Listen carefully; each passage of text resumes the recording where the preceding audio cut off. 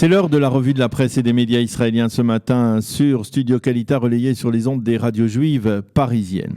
Il s'appelle Aryeh Even, son nom figure à la une de tous les quotidiens israéliens et parfois à sa photo également. Il avait 88 ans, il a survécu à la Shoah, mais malheureusement pas au coronavirus, et il est le premier Israélien recensé à avoir été victime de cette épidémie. Aryeh Even habitait dans cette maison de retraite Migdal Orim de Jérusalem, dans laquelle de nombreuses personnes âgées ont été contaminées. Il a été inhumé hier soir très discrètement à Jérusalem, et ce matin, la une des principaux quotidiens est liée à divers aspects de la lutte acharnée que mène l'État d'Israël contre le virus, avec d'abord une autre donnée. On a recensé hier 883 malades en Israël, dont 15 sont dans un état grave. Le Yediot Aharonot a choisi de mentionner en évidence ce qui lui semble être les principales carences dans le système de santé publique autour de la bataille contre le corona. D'abord les équipes médicales. Alors que l'épidémie s'étend, on compte quelques 3000 membres d'équipes médicales en quarantaine, 42 qui ont été contaminés, et le journal s'insurge contre le manque de matériel de protection de ces équipes qui se dévouent corps et âme, il faut le dire, pour sauver et protéger les malades.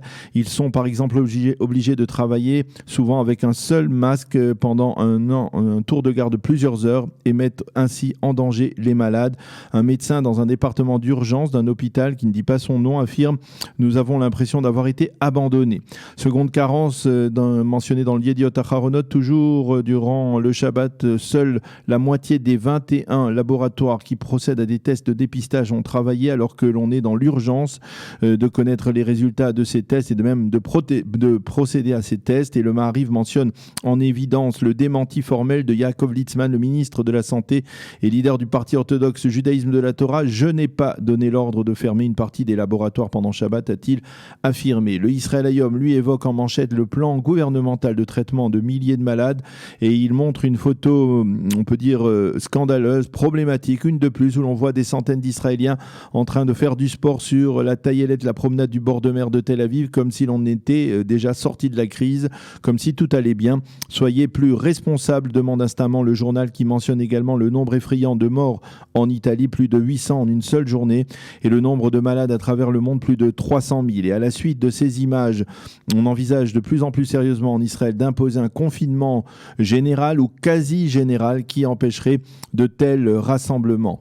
Le Maariv, lui, revient sur une autre donnée qui fait froid dans le dos en Israël. On recense actuellement 1,5 million de nouveaux chômeurs, et l'Office national pour l'emploi croule sous le nombre de demandes d'allocation chômage. Le Yediot Aharonot renchérit en page intérieure et parle d'une estimation d'1 million de chômeurs dans les prochaines semaines en Israël. Le président de l'Union des travailleurs indépendants tire une immense solennelle alarme. Ils vont craquer dans quelques jours, affirme-t-il. Et à ce propos, le Yediot Aharonot souligne que dans les pays touchés par le virus, les gouvernements ont accordé des aides très substantielles à ces nouveaux sans-emploi. Parmi les informations que l'on peut consulter dans les pages intérieures des quotidiens israéliens, on note après ce Shabbat la fermeture de très nombreuses synagogues et l'ouverture d'autres avec un petit minyan de 10 à 15 fidèles, espace de 2 mètres respecté. Le Haaretz, lui, parle de la propagation du virus dans l'autorité palestinienne et même dans la bande de Gaza. Il affirme en manchette ce matin que l'on envisage au sein de l'armée israélienne de fermer le poste de passage de Chouafat au nord-est de Jérusalem en raison du nombre grandissant de malades dans les villages palestiniens avoisinants. Et le journal nous montre une photo d'un détachement de l'armée chinoise portant des masques de protection avec en légende un titre: « La Chine va être la force de frappe de l'après-Corona ». Qu'écrivent les éditorialistes ce matin dans la presse israélienne? Dans le Yediot Aharonot, le professeur Ran Bilitzer affirme que les 2 clés d'une amélioration de la situation, ce sont la multiplication des tests de dépistage et la discipline des Israéliens. Pour Ran Reznik, le journaliste médical le plus connu en Israël, dans le Israël Hayom, il faut désormais que le ministère de la Défense prenne le contrôle de la crise. Et il souligne qu'il y a des carences dans le traitement du gouvernement, alors que le ministre de la Défense, Naftali Bennett, a pris ces derniers jours des initiatives importantes qui ont eu, selon lui, un effet positif. Dans le Yediot Aharonot, en page 3, le témoignage du professeur Ariel Finkelstein, qui dirige le département de coronarographie, qui, comme son nom ne l'indique pas, n'a rien à voir directement avec le virus, mais qui s'occupe justement des maladies du cœur et qui est lui-même placé en isolement depuis 2 jours. Il pose un problème complexe. Nous risquons, dit-il, de réduire bientôt le nombre de malades du corona, mais sur le compte d'autres malades qui ne pourront pas compter sur leur médecin habituel. Laissez-moi reprendre mon travail, demande-t-il ou supplie-t-il même d'une certaine manière dans cet éditorial. Et ce matin, il faut également consacrer une partie de cette revue de la presse au développement politique, avec l'appel très clair, comme le titre le Yediot Ahronoth, l'ultimatum lancé par Benjamin Netanyahu à Benny Gantz hier soir sur les chaînes 12 et 13 des télévisions israéliennes. Benny, je vous invite à rejoindre au plus vite le gouvernement que je dirigerai pendant les 18 prochains mois et que vous dirigerez ensuite pendant une même période. Le Premier ministre a expliqué que les pourparlers entre le Likoud et Bleu-Blanc ont progressé. Il ne pose qu'une condition à ce cas de figure, que le Likoud conserve le poste de président de la Knesset, en expliquant qu'il y a une logique parlementaire et politique à ce que les 2 postes de Premier ministre et de président de la Knesset soit entre les mains d'un seul et même parti, le parti qui, selon Benjamin Netanyahu, a remporté les élections, le Likoud. Mais cette condition embarrasse Benny Gantz, qui veut faire élire dès lundi son candidat, Meir Cohen, au poste de président du Parlement. Yuval Karni, dans le Yediot Ahronoth, explique que Benny Gantz aurait accepté lui-même cette offre. Le problème est qu'il n'a pas la moindre confiance en Benjamin Netanyahu. Par contre, toujours dans le Yediot, Ben Dror Yemini publie ce matin une lettre adressée à Yair Lapid, dans laquelle il le supplie de faire montre de responsabilité et d'accepter la formation d'un tel gouvernement d'urgence nationale. Il semble en effet évident que si Benny Gantz accepte l'offre de Netanyahou, on s'acheminera alors vers un éclatement du parti bleu-blanc.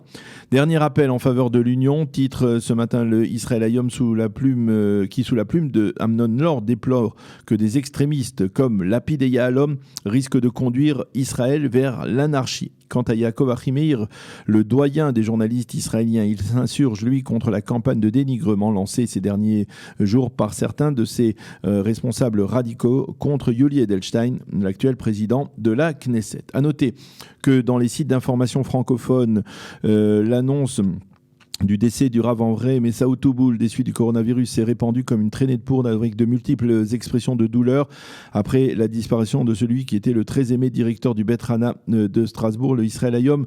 Dans son site d'information, le mentionne également ce matin. Et enfin, nous terminerons ce survol de la presse israélienne par des informations qui, dirons-nous, rajoutent un peu de baume au cœur en cette période difficile. Le Israël Hayom annonce en page d'intérieur la création de centaines d'initiatives personnelles et organisationnelles en faveur des personnes âgées qui vivent retranchées.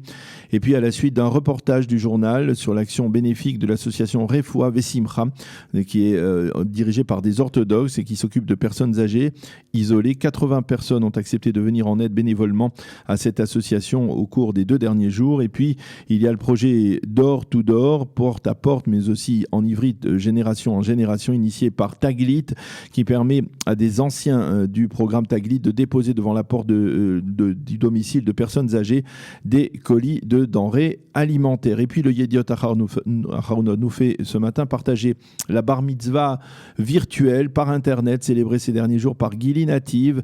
Jeudi à 16h, Gili a été conduit par ses parents devant l'ordinateur de la famille. Grâce au programme Zoom, il a pu découvrir des dizaines d'amis qui s'étaient connectés pour lui en ce même instant et pour lui souhaiter un grand Mazal Tov. Et sachez qu'il y a dans la presse israélienne encore de nombreuses autres expressions de cet esprit de solidarité qui anime la population israélienne en cette période difficile. C'est la fin de cette revue de la presse et des médias israéliens sur Studio Kalita. Pour mieux s'immerger dans la réalité politique, sécuritaire, économique et sociale d'Israël, connectez-vous chaque matin sur Studio Kalita. Daniel Haïk vous y attend pour sa revue de la presse.